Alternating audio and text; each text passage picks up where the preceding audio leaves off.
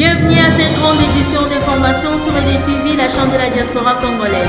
À la une de ce soir, le vice-ministre sortant de l'énergie Willy Michiki a donné un délai de 3 mois au nouveau gouvernement pour organiser les élections en République démocratique du Congo. Dans un autre chapitre, la MONUSCO a lancé des enquêtes sur les commanditaires des attaques survenues le mardi dernier devant les sièges de l'Union pour la démocratie et le progrès social. Mesdames et messieurs, bonsoir, bienvenue à cette grande édition. Parlons politique, combien de membres compose-t-il le nouveau gouvernement Tshibala? Quelles sont les nouvelles figures? Vous trouverez les réponses à toutes ces questions dans le commentaire de Chris Mukuna. Suivez. 58 membres est l'effectif de la nouvelle équipe du gouvernement Tshibala. Publié le mardi dernier, un gouvernement tant attendu il y a de cela un mois. Dans les 58 membres, nous trouvons 3 vice-premiers ministres, 9 ministres d'État, 33 ministres, 2 ministres délégués et 11 vice-ministres. Ce gouvernement n'a pas vraiment connu un grand changement à celui de Badibanga. 25 ministres ont été reconduits dans le gouvernement Tshibala. Je cite Léonard Sheokitundu, Lambert Mende Omalanga, Modeste Bahati Lukwebo, Alexine Tambwe Mwamba, Thomas Louaka et j'en passe. On signale également l'entrée en jeu de nouvelles figures du rassemblement El Olengankoy dont Emery Okunji Njovu, Ingele Ifoto, Lisanga Bonganga et autres. Dans cette nouvelle équipe, l'opposition politique et la société civile signataires du dialogue de l'OIA ont gardé leur poste. 6 femmes seulement participent à ce nouveau gouvernement. Retenons par ailleurs que l'accord du Saint-Sylvestre avait donné au rassemblement 16 ministères alors que ces derniers n'ont que 6. Le vice-ministre sortant de l'énergie Willy Michiki a donné un délai de 3 mois au gouvernement de Bruno Tshibala pour organiser 2 élections en République démocratique du Congo. C'était au cours du point de presse organisé dans son cabinet le mercredi 10 mai 2017. Suivez. Le vice-ministre sortant de l'énergie Willy Michiki a donné 3 mois au gouvernement de Bruno Tshibala pour organiser 2 élections, annonce faite au cours du point de presse de l'Union nationale de nationalistes, l'INANA en sigle, organisé le mercredi 10 mai dans le cabinet du ministère de l'énergie. Nous avons donné 3 mois à M. Bruno. Pourquoi 3 mois? Donc nous donnons rendez-vous encore ici, pas dans cette salle, peut-être ailleurs. Le 15 août, nous allons faire l'évaluation. Pourquoi l'évaluation? Puisque, en principe, le 31 juillet, nous sommes supposés avoir les fichiers électoraux. Selon le vice-ministre sortant de l'énergie, Willy Michiki, l'arrivée de la dépouille mortelle d'Étienne Tshisekedi est reportée à une date inédite à cause du non-finissage de travaux de son lieu d'inhumation tel que choisi par le gouvernement congolais. VTR. Hier, quand nous avons décidé, hier à 11 h, de pouvoir reporter l'arrivée des corps, les travaux ne sont pas encore repris. Alors nous nous sommes dit qu'on était hier à 4 jours de l'arrivée de la dépouille mortelle. Comment est-ce qu'on peut accepter que le corps d'un grand leader, d'un illustre disparu, comme Tshisekedi, puisse arriver ici alors que les travaux n'est même pas encore terminés à 55%.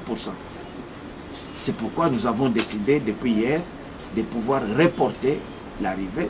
Le vice-président de la Ligue de jeunes de l'Union pour la démocratie et le progrès social, David Moukeba, a expliqué le pourquoi du report de la dépouille mortelle d'Étienne Tshisekedi. Il a également donné son opinion sur le nouveau gouvernement mis en place. Suivez le commentaire de François Poula.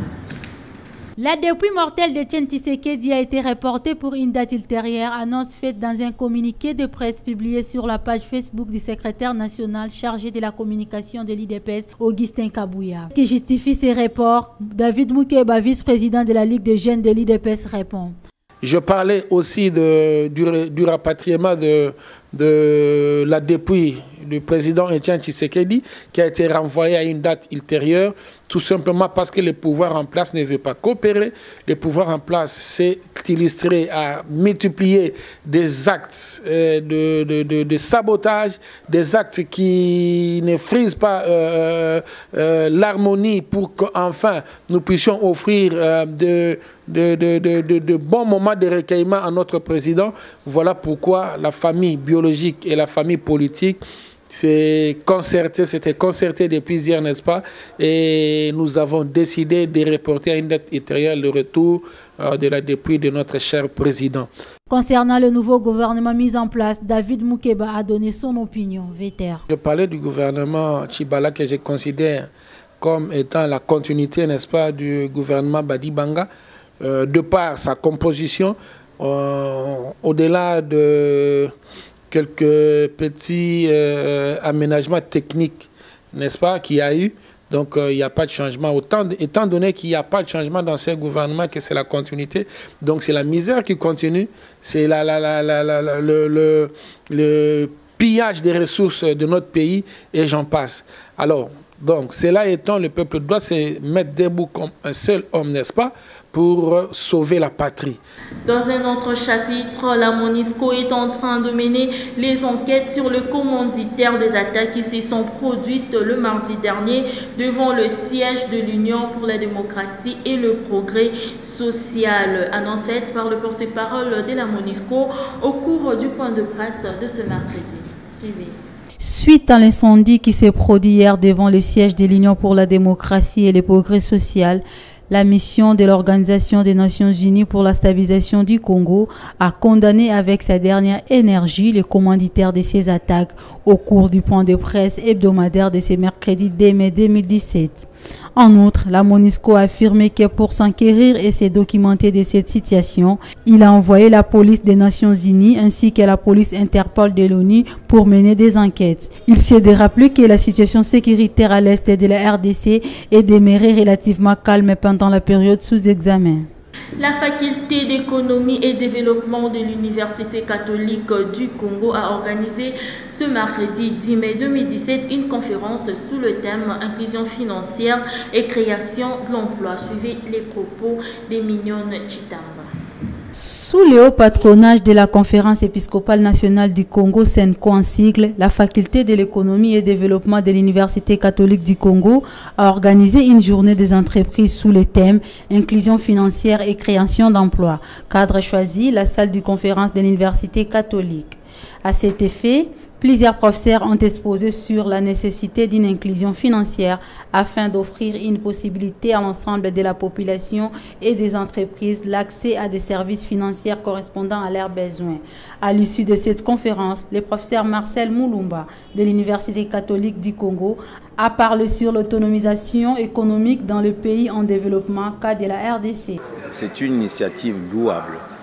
Dans notre pays, je pense qu'il est important pour le moment de réorienter la formation de nos enfants vers des choses beaucoup plus pratiques, des choses qui peuvent leur permettre de s'assumer dans la vie, mais apporter un plus à la création des richesses dans notre pays.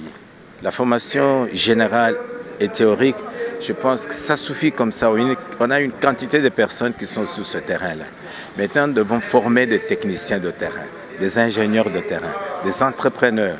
Un enfant qui termine et vient dans la société doit entreprendre. Parce que si vous n'entreprenez pas, si vous cherchez un travail, comme l'a dit mon collègue tout à l'heure, avec un gel honneur, on va vous mettre sur une courbe qui ne vous permettra pas de croître. À supposer qu'on vous paye $300 le mois, quand est-ce que vous allez vous-même construire une maison? Quand est-ce que vous allez vous acheter un moyen de transport? Donc vous allez avoir une carrière plane. Autant créer vous-même des richesses et pouvez contrôler la progression et la croissance de ces richesses. Un individu croît d'une manière financière, c'est le secteur qui croît, parce que tous les individus du secteur vont croître. Et si le secteur croît, c'est le district, c'est le territoire et c'est le pays qui croît. C'est comme ça que les autres ont fait. Regardez la Chine, aujourd'hui, si elle est là où elle est, dans le temps on se disait non, produit chinois. Mais maintenant, ce sont des Chinois qui produisent pour tout le monde. Donc la production, la transformation est capitale et ce séminaire ou cette conférence est très importante. De son côté, Dieudonné Kassembo, vice-président national de la Confédération des entreprises du Congo en charge des petites et moyennes entreprises, est revenu sur l'apport du Fonds national de microfinance. Il nous avait été demandé de participer à ces travaux pour que nous puissions partager notre expérience avec les étudiants. Et notre message essentiel était de créer cet esprit d'entreprise, d'entrepreneurial dans l'échelle des étudiants. Parce qu'en fait, nous ne pouvons développer notre pays que grâce à la création des entreprises. Notre pays a besoin de ces entreprises qui vont être créées parce qu'ils pourront contribuer au paiement de toutes les taxes et impôts et puis à la création d'emplois. Merci. Voilà, c'est la fin de cette grande édition d'information. Merci d'être nombreux à nous suivre et bonsoir chez vous.